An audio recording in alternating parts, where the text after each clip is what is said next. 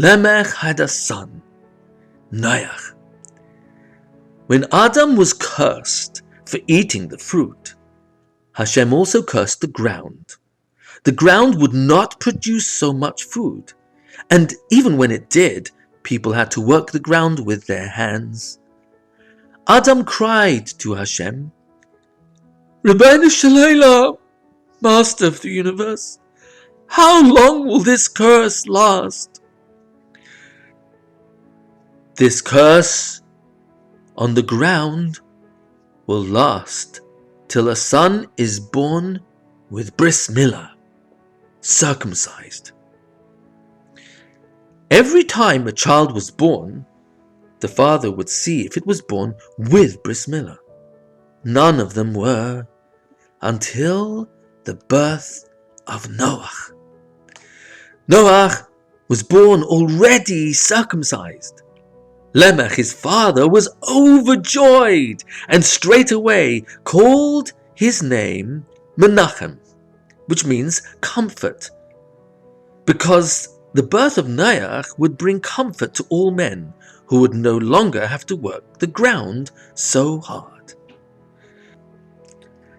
Now Lamech's father, the great Tzadik Mesushelach, was still alive and warned his son Lamech to keep his son's real name a secret and tell everyone his name was Noach. Mesushelach knew that there were wicked wizards who would use magic against Noach and would curse Noach with their magic. But because they did not know Noach's real name, Menachem, their magic did not work on Noach. Noach was very special in many ways. Let me tell you just 5 of them. Number 1. Noach invented the plow, the sickle, and spade, and he made the life of farmers much more comfortable. Number 2.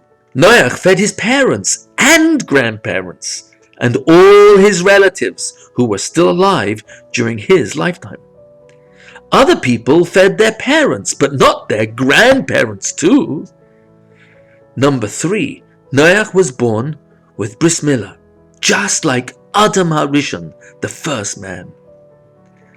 Number 4. In Noach's time, the ground began to grow the same seeds you planted, without growing thorns and weeds.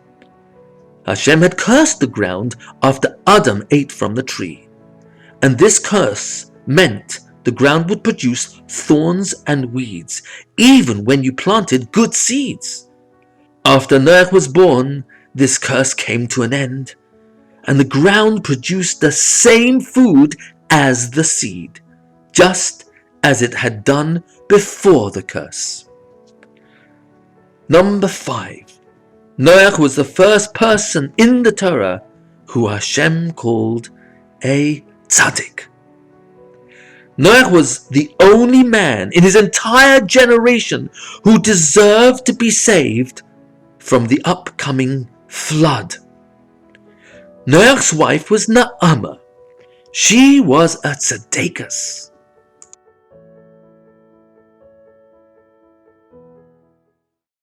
She was a righteous lady.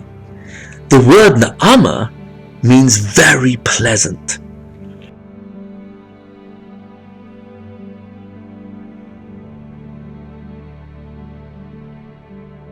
Because Naamah acted so nice to people, she was so kind and generous to everyone she met, that everyone would call her pleasant, after her name, Naamah.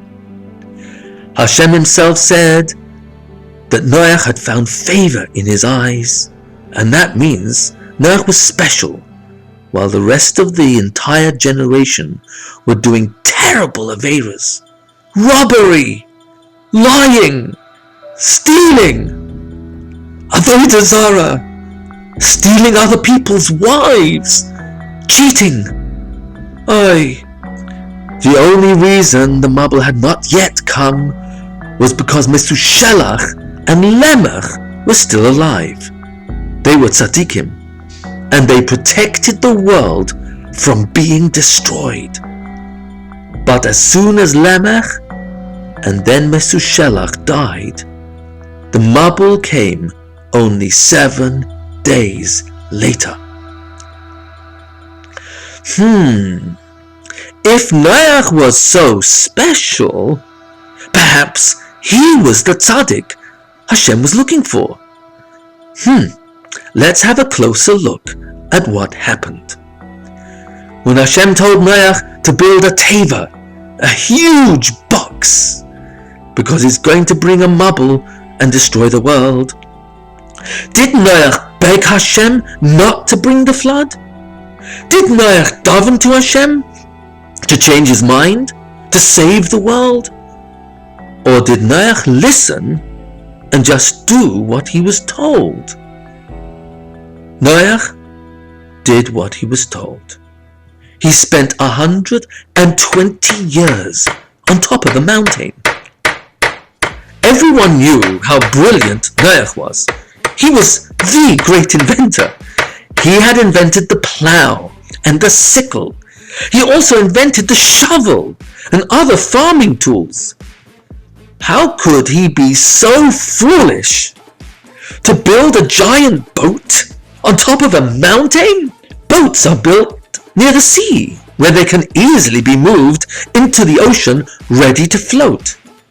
Also, boats were made with pointed ends to cut through the water. But Noach's ark was shaped like a box. But that was exactly what Hashem wanted. For 120 years, people told the story of Noach building a teva, an ark, the shape of a box, on top of a mountain. And everyone in the world heard about this and laughed. They just could not believe it was true. So they all went to see for themselves. And this way everybody found out from Noach himself about Hashem's plan to destroy the entire world with all mankind and even the animals. Noach, you fool! What are you doing? This is not a place to build a boat. And anyway, don't you know boats are pointed at each end so they can cut through the water easily? What is your boat? The shape of a box! Noach answered in a gentle voice, "You are right. This is not a regular boat. Hashem told me to build a teva, a box. It does not need pointed corners, because it only needs to float on the water during the flood. It does not need to go anywhere." But did the people listen to Noach's answer, or just carry on laughing? They did not listen or do teshuvah. Noach did his job.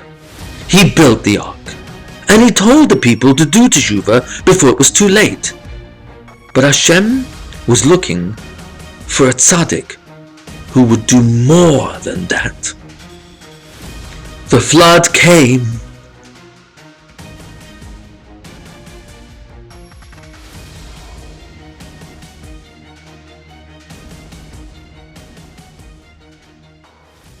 And Noach was inside the teva for over a year before Hashem commanded him and his family to come out.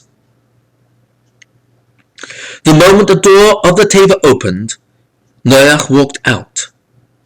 But after the first steps, he stood like a statue, fixed to the ground.